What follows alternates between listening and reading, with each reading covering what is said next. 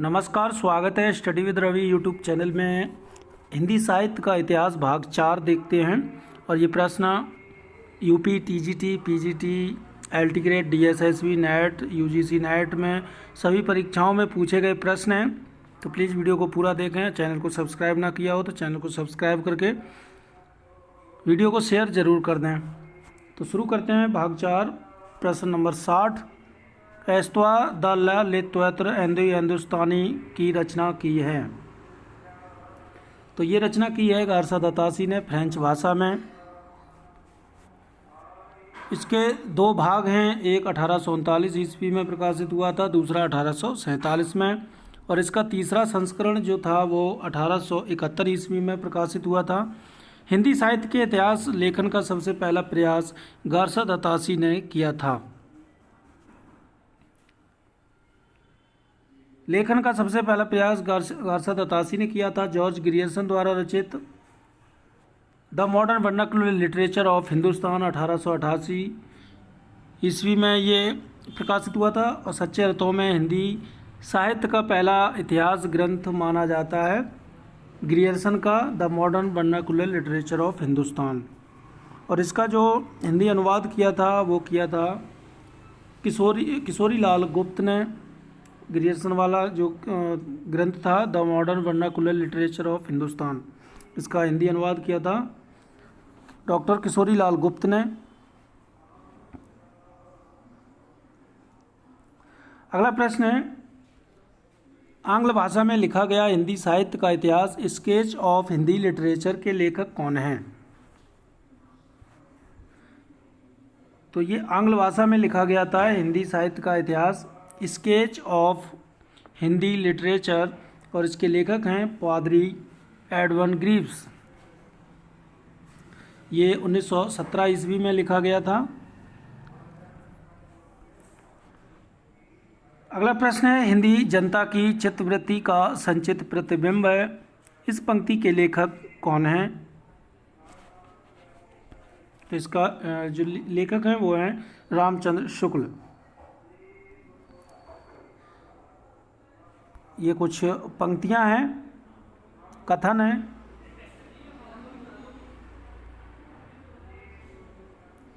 तो ये रामचंद्र शुक्ल का हो गया।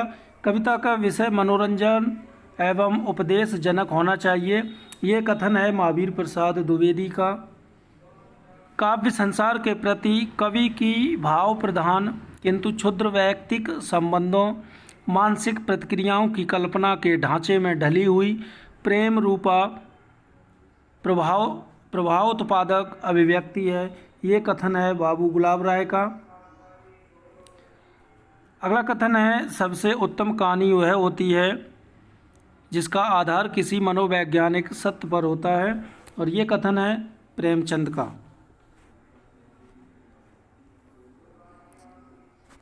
अगला प्रश्न है, हिंदी साहित्य के इतिहास को व्यवस्थित रूप देने का श्रेय किसको है? तो हिंदी साहित्य के इतिहास को व्यवस्थित रूप देने का श्रेय जाता है रामचंद्र शुक्ल को। अगला प्रश्न है, भक्ति काल का नाम पूर्व मध्यकाल किस आचार्य ने दिया?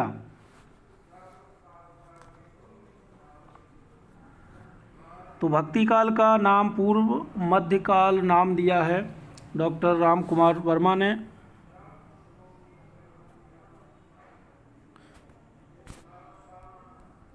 इसका जो है आचार्य हजारी प्रसाद द्विवेदी ने दिया है पूर्व मध्यकाल। अगला प्रश्न है, मिश्र बंधुओं ने परिवर्तन काल की समय सीमा निर्धारित की है।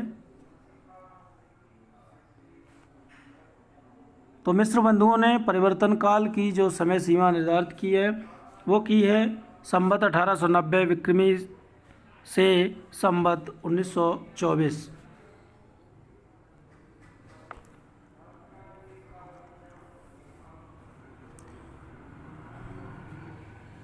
मिश्र बंधुओं ने हिंदी साहित्य के इतिहास का विधाओं की दृष्टि से मनोवैज्ञानिक विश्लेषण प्रस्तुत किया। उन्होंने विधाओं की दृष्टि से इतिहास के 7 प्रकरण इस प्रकार विभाजित किए हैं।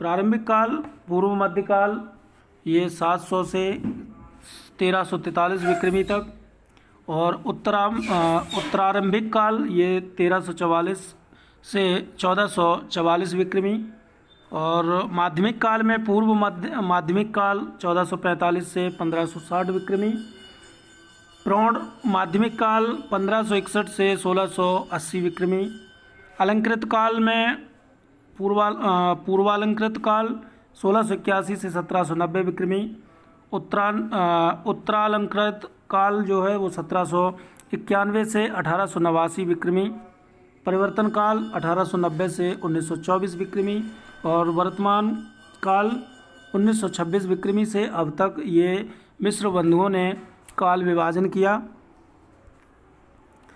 अगला प्रश्न है, हिंदी कोविद रत्नमाला के लेखक कौन हैं? तो इसका सही उत्तर है श्याम सुंदर दास।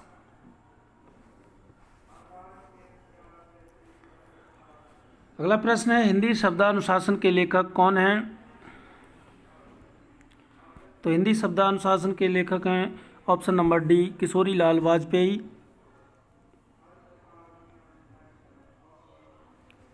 अगला प्रश्न है, हिंदी का प्रथम व्याकरण लिखने वाले विद्वान कौन हैं?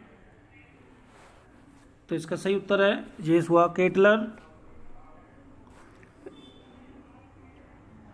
इन्होंने 1698 ईस्वी को हिंदी का प्रथम व्याकरण ग्रंथ माना जाता है ये। अगला प्रश्न है, ये हिस्ट्री ऑफ हिंदी लिटरेचर के लेखक कौन हैं? तो ये हिस्ट्री ऑफ हिंदी लिटरेचर के लेखक हैं फ्रैंक ई के। अगला प्रश्न है, आचार्य रामचंद्र शुक्ल ने द्वितीय उत्थान का समय कब से कब तक तय किया है?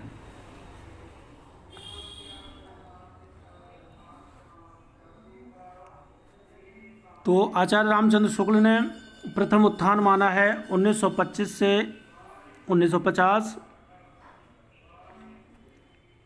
1868 से 1893 ईस्वी तक, ये संवत में है और ये ईस्वी में है। द्वितीय उत्थान माना है संवत 1950 से 1975, और ईस्वी में बात की जाए तो 1893 से 1918 ईस्वी तक।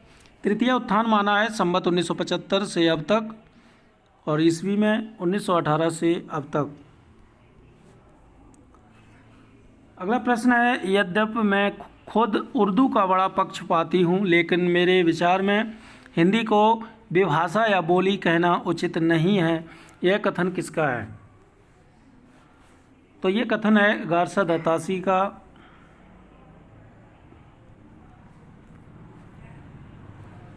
अगला प्रश्न है, आचार्य रामचंद्र शुक्ल ने प्रथम उत्थान का समय कब से कब तक निर्धारित किया? तो ये 1868 से 1893 ईस्वी तक। पुरानी हिंदी ग्रंथ के लेखक कौन हैं? तो पुरानी हिंदी के लेखक हैं चंद्रधर शर्मा गुलेरी। हिंदी साहित्य का इतिहास ये नरेंद्र विलोचन शर्मा का ग्रंथ है, और हिंदी साहित्य का इतिहास रामचंद्र शुक्ल हजारी प्रसाद द्विवेदी का जो ग्रंथ है वो हिंदी साहित्य की भूमिका।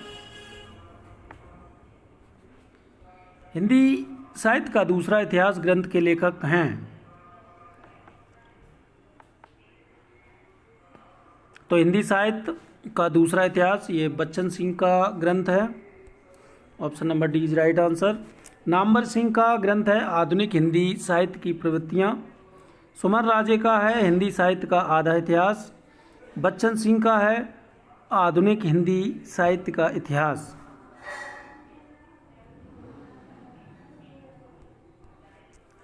अगला प्रश्न है, हिंदी साहित्य का आधा इतिहास निम्नलिखित में से किसके द्वारा लिखा गया है? तो ये सुमन राजे द्वारा लिखा गया है। हिंदी भाषा और साहित्य 1930, इसके लेखक हैं डॉक्टर श्याम सुंदर दास। मॉडर्न हिंदी लिटरेचर 1939, और इसके लेखक हैं डॉक्टर इंद्रनाथ मदान। अगला प्रश्न है, आचार्य रामचंद्र शुक्ल ने हिंदी साहित्य के आधुनिक काल को किस अन्य नाम से अभिहित किया है? तो आधुनिक काल को गद्य काल कहा है आचार्य रामचंद्र शुक्ल ने, और ये उसकी समय सीमा बताई है। अगला प्रश्न है, मिश्र बंधु विनोद का चौथा भाग कब प्रकाशित हुआ था?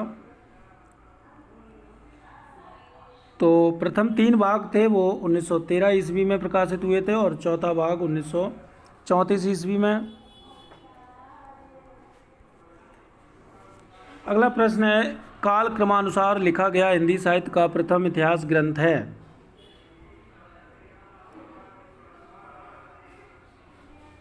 तो ये गारसा दत्तासी का है, option number B is right answer. एस्त्वा द लेत्योतर एंड द हिंदुस्तानी।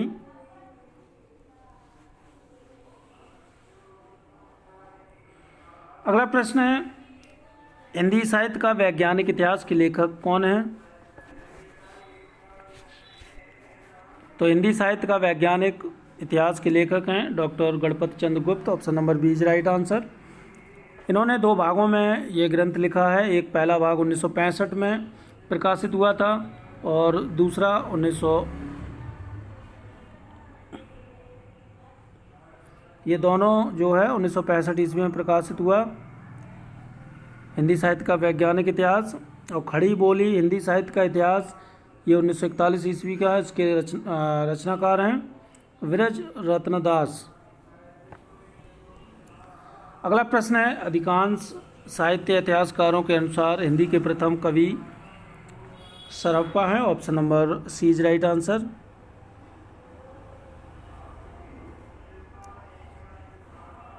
अगला प्रश्न है, हिंदी साहित्य के संदर्भ में गारसा दत्तासी का किस रूप में उल्लेख किया जाता है? तो गारसा दत्तासी एक इतिहासकार थे, option number D is right answer. अगला प्रश्न है, हिंदी साहित्य के इतिहास लेखन की परंपरा का सूत्रपात किसने किया? तो ये गारसा दत्तासी ने ही किया।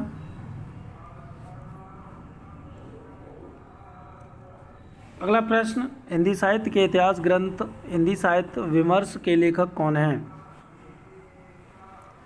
हिंदी साहित्य विमर्श ये पुस्तक के लेखक हैं पद्मलाल पुन्नालाल बख्शी।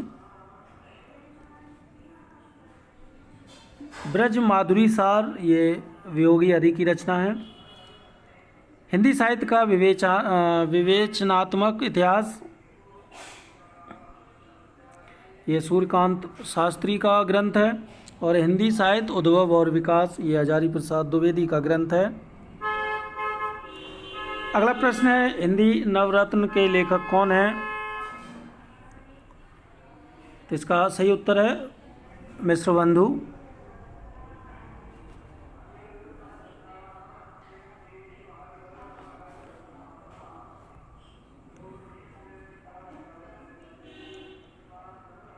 अगला प्रश्न है, सूची 1 का मिलान सूची 2 से कीजिए और दिए गए कूट से सही उत्तर का चयन कीजिए।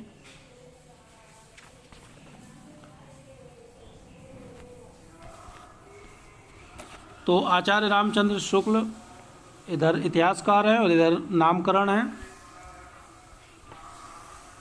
तो आचार्य रामचंद्र शुक्ल ने नामकरण जो किया है वो किया है वीरगाथा काल। हजारी प्रसाद द्विवेदी ने आदिकाल कहा। राहुल सांकृत्यायन ने सिद्ध सामंत काल कहा और मिश्र बंधु ने प्रारंभिक काल। तो ये इसका सही मिलान है। अगला प्रश्न है, आचार्य रामचंद्र शुक्ल ने हिंदी साहित्य का इतिहास के आधुनिक गद्य साहित्य परंपरा का प्रवर्तन के अंतर्गत प्रथम उत्थान की कालावधि निर्धारित की है। तो ये 1925 से संवत 1975 से 25 से 1950 विक्रमी तक निर्धारित की है। अगला प्रश्न है, हिंदी साहित्य का दर्शन किसका ग्रंथ है?